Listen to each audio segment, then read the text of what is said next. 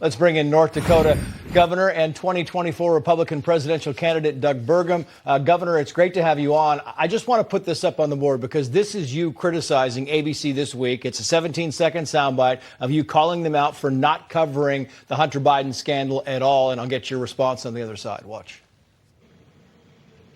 I just listened to 15 minutes of legal debate on this thing, and I'm sure you could run it again 7 by 24. But what I know is that I'm running against Joe Biden, and that's what we're going to be talking about. And of course, not a mention in the last 15 minutes of Hunter Biden or the laptop. Governor, are you surprised that other networks are ignoring this story? Well, I guess we're not surprised, Trace, that they would be ignoring it. But again, I'm a little casual right now. Just finished a day down here visiting North Dakota National Guard troops at the border, doing interviews with the national media. We've got people in the background behind us crossing the Rio Grande. And I was in an interview where the first 3 questions were about indictments. It's just incredible to me that the mainstream media, other than perhaps this channel and a few others, are even interested in talking about the issues that every American's worried about. They're worried about national security, border security. They're worried about inflation. Prices are up 20 to 30% versus when Joe Biden took office. And as long as we're talking about the past and not talking about the future, then Joe Biden doesn't have to talk about his horrible with Afghanistan withdrawal, which you've covered on this show. We've got Gold Star mothers in North Dakota. We understand everything you cover on this thing. But of course, the Bidens love it, and China loves it when we're divided like this and talking about the past, because we don't have to talk about the threat that China is. And China is the #1 threat to this country, and the fentanyl that's pouring over this southern border, killing 300 Americans a day. How about a story about that?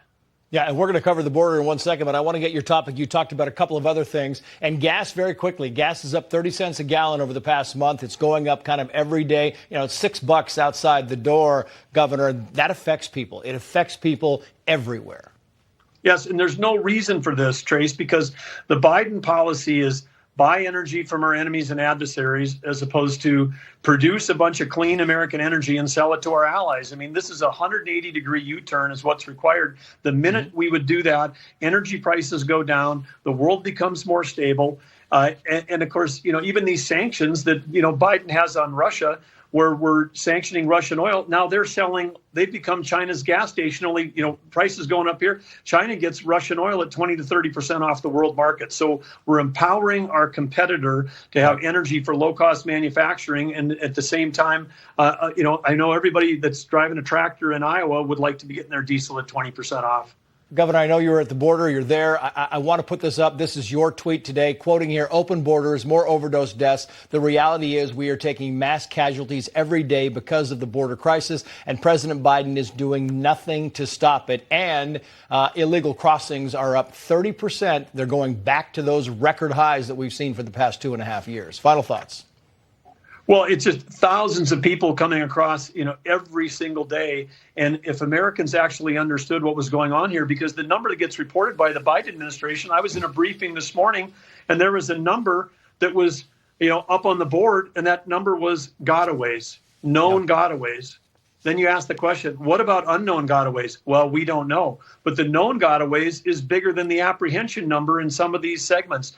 And right now, the Border Patrol, law enforcement, the U.S. law enforcement, they are in a position where the administration is not supporting them with equipment. It's not supporting with infrastructure. It's not supporting with personnel. And there's only 20,000 of them. But the Biden administration, wanted to add 30,000 IRS agents in the next 2 years? That's like another 1.5 Border Patrol they want to add in 2 years right now. Yeah. And we could use that on the border. And I can tell you, Governor, because I started my career on the border, those unknown gotaways, it's a big number. It's been a big number for decades. Governor Doug Burgum, great to have you on. Thank you, sir.